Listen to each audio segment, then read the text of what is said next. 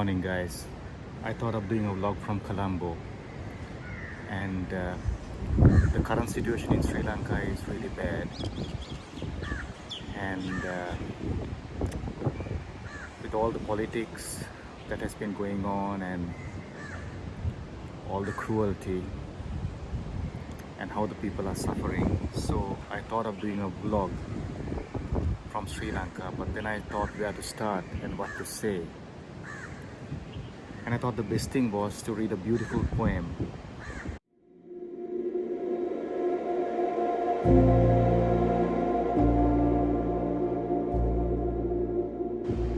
by Venerable Ledi Sayadaw. My teacher's teacher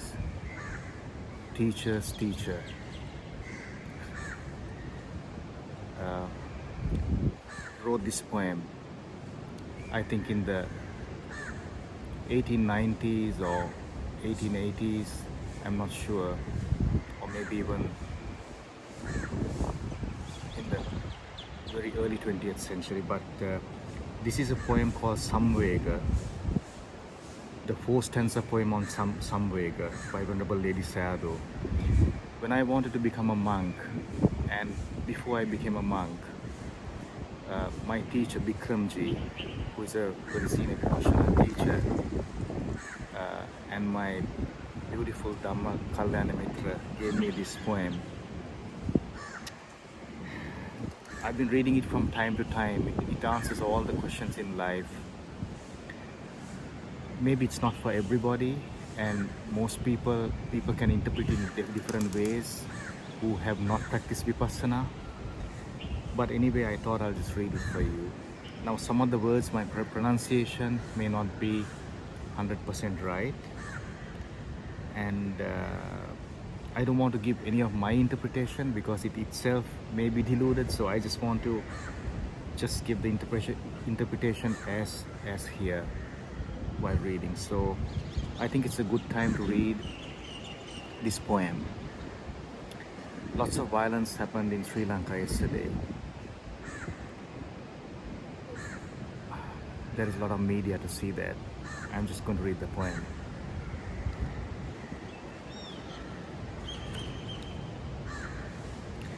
A 4-stanza poem on Samvega. Stanza 1. Due to the darkness without any light, the deathless upper land is out of sight. In time you can't struggle on in any way, drifting in the whirlpool in this bay all day. Now it's the most favourable chance. 5 rare attainments to enhance. Oh, you're a man of international fame, and you've plenty of affairs all the same. They seem important and substantial, but they're not useful nor essential. Your viewpoint is neither clear nor right, in charcoal room at dark, cloudy midnight. You perform good actions occasionally, according to your whims traditionally. Time is steadily passing without stopping, as to death the leveler you're approaching. As a gift or fee for the executioner, with various foods to present or to offer, resting in the aggregates of wealthy chamber, you are waiting to die with satisfaction, enjoying the worldly assumed perfection. Though they are causes of grief and despair, you fancy them to be a pleasant affair. With unseen starting point of life, in the process of existences that strike, always you're in perpetual hunger, without quenching the thirst of desire. You're seeking taste in objects as in reality, but they are just a pile of ash in fragility. Hoisting the banner of self-centered I, you live like a villager's swine in a sty. That pig will become fatter and fatter for food. Its danger is nearer and nearer.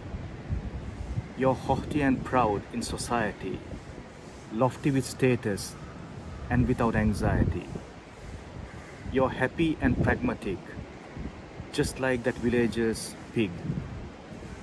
Screened by custom, pride, society, and glory, far from seeing any truth or reality. You had to face the total loss at last, to mingle with common ash and earth. Stanza 4 is, the empire of I is very large. The three eras from sky to earth, fire of death is blazing down ever and anon. That won't leave even a tiny atom. Shaking the whole universe, death the murderer is at large. The existences or lives are only full. Appearance and disappearance are perpetual. Death is the only monarch in cycles of world after world. You can't have the knowledge of reality or conditional materiality or mentality. When will you be able to extinguish the fire?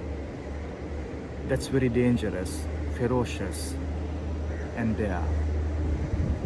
I'll explain the stanzas to you now.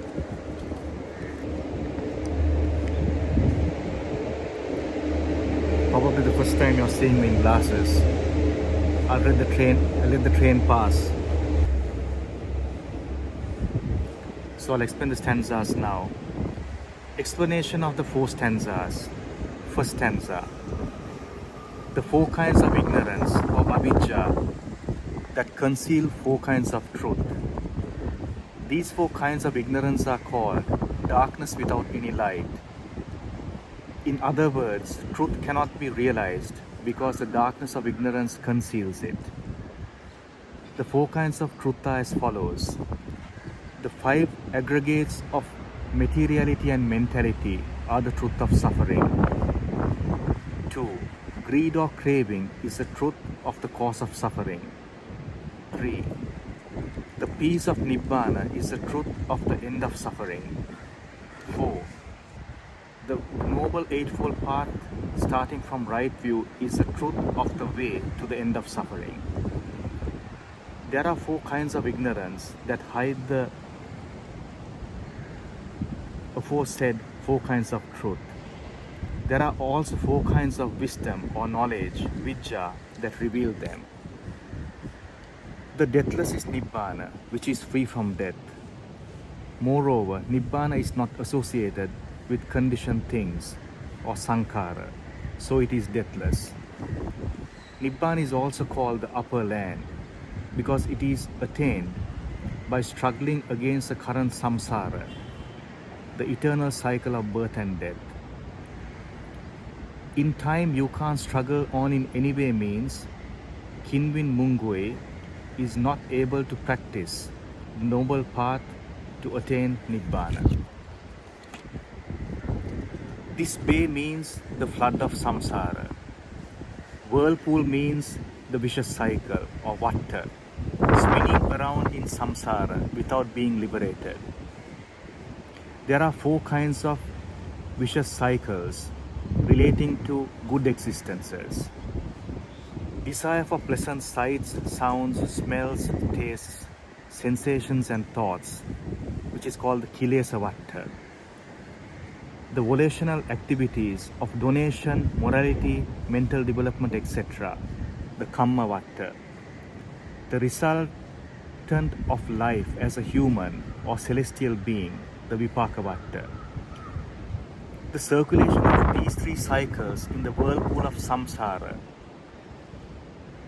Kamma, the volitional activities such as donation, arises due to defilements such as ignorance.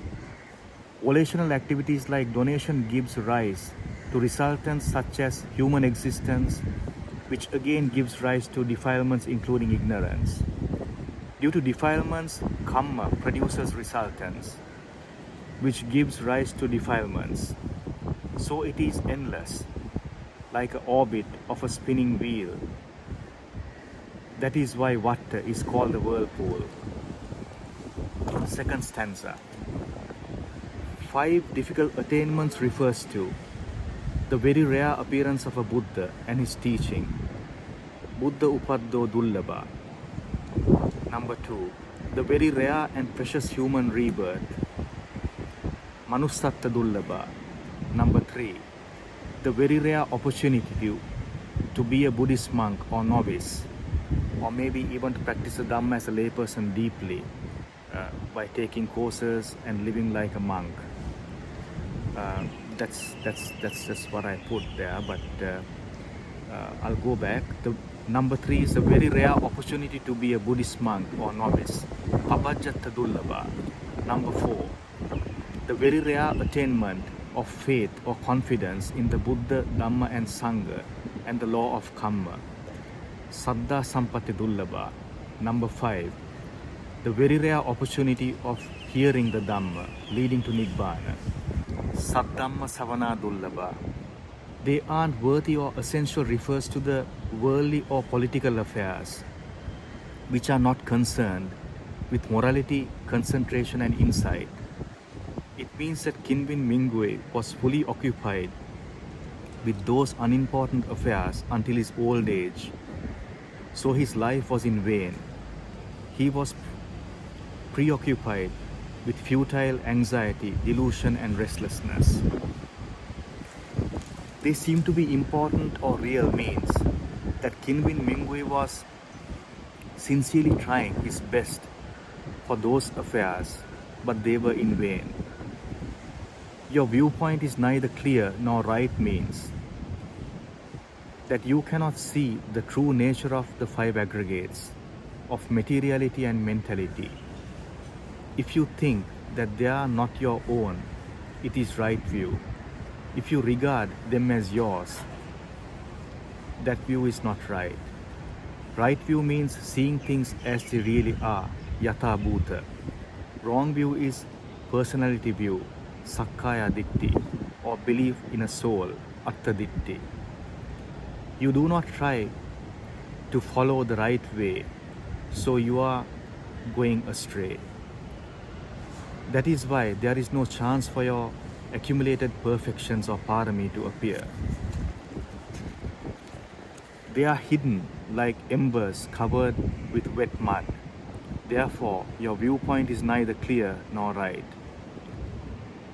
At dark cloudy midnight, in your younger days, you had a few detrimental affairs.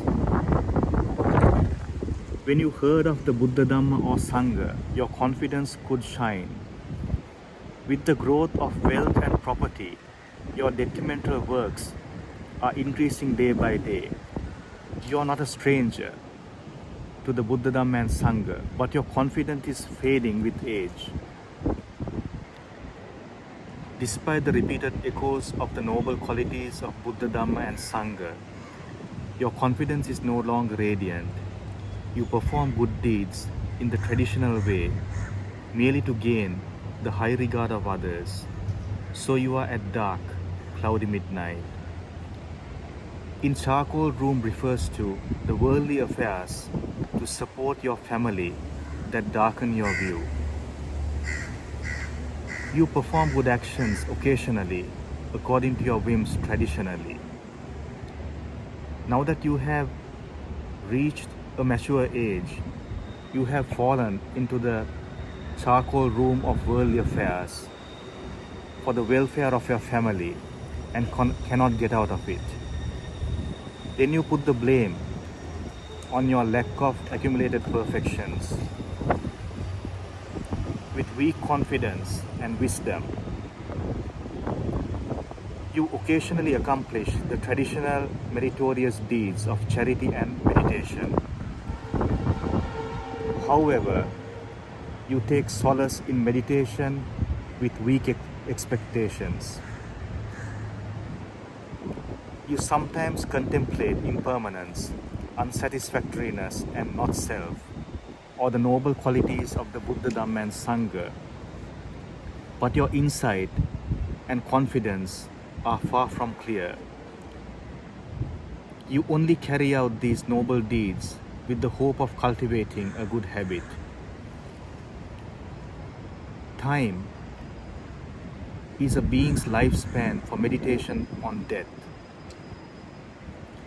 If a being is expected to live for 100 years, the lifespan is 100 years. According to the Burmese way of calculation, it is 600 seasons or 2400 lunar fortnights. When a train is moving, trees and bushes are left behind as if they were in a circle beside the railway. In the course of a lifespan, hours and days are left behind in the same way. Therefore, time is steadily passing by without stopping. The executioner means death. Sentient beings are wandering in the innumerable universe of infinite samsara, the starting point of which cannot be seen. All these existences are only the various foods of death. They are waiting for the time of death to collect the fee. They are waiting with healthy bodies, houses, land, furniture, and family. Therefore, you are waiting to die with satisfaction, enjoying the worldly assumed perfection. You are waiting to die with satisfaction means that you are trying to satisfy the defilements until the arrival of death. You are treating defilements with various objects so that they never become weary. Thus you are waiting for death. The duty for death is to be alive before its advent. The responsibility for the defilements is endless. The defilements must be served with better and better objects. Blind worldlings are passing life after life, carrying out these duties and responsibilities, which are not for their own benefit, ignoring the responsibility for defilements and being dutiful to death. The good worldlings try their best to free from death. The third stanza. Causes of grief and despair. Not only worldly affairs, but also deeds of charity and morality for the achievement of future good existences and wealth are causes of defilements. So they are called causes of grief and despair. They are also causes of worry and suffering. Various achievements are the cause of failure or destruction. Those affairs are prolonging samsara, the cause of suffering. Craving is the cause of grief. The truth of suffering is the cause of despair. The two truths are the important parts of samsara. Their affairs seem to be important. The cycle of defilements, kilesavatta, which includes ignorance, craving, and attachment, is a cause of grief. The cycle of volitional activities, kammavatta, consisting of 10 wholesome deeds and 10 unwholesome deeds, arise due to the cycle of defilements. They are important. The cycle of resultants, vipakavatta, existences obtained due to the volitional activities, is destined to destruction and decay. So it is the cause of despair. The eye, the faculty of seeing, is the slave of the defilements and cause of grief, being the fuel of the fire of aging and death. It is the cause of despair. Hey guys, so I've reached half of the poem, and what I'm going to do is I'm going to write this and put it down in the description so you can read. This has been a really inspiring poem to me since the first day I got this. I've not been diligent, like I've been reading it only when I already feel so kind of sick of life or overwhelmed in a way. At least I read it then, but it is something to contemplate in life. Now, if you don't understand or agree with most of the things or some other things in the poem, I think that's okay, because if I never practiced Vipassana, I wouldn't have really understood this. But because I practice Vipassana, I can understand this, and I can actually understand the whole poem now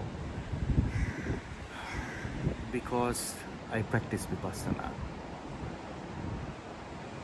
May you be truly happy, my friends. May peace prevail in the entire universe. I am not a teacher. I am just a traveler on this path of samsara. And with the little things and the big things that inspire me, I try to share it with you. That's all. May you have peace in your heart. Bye for now.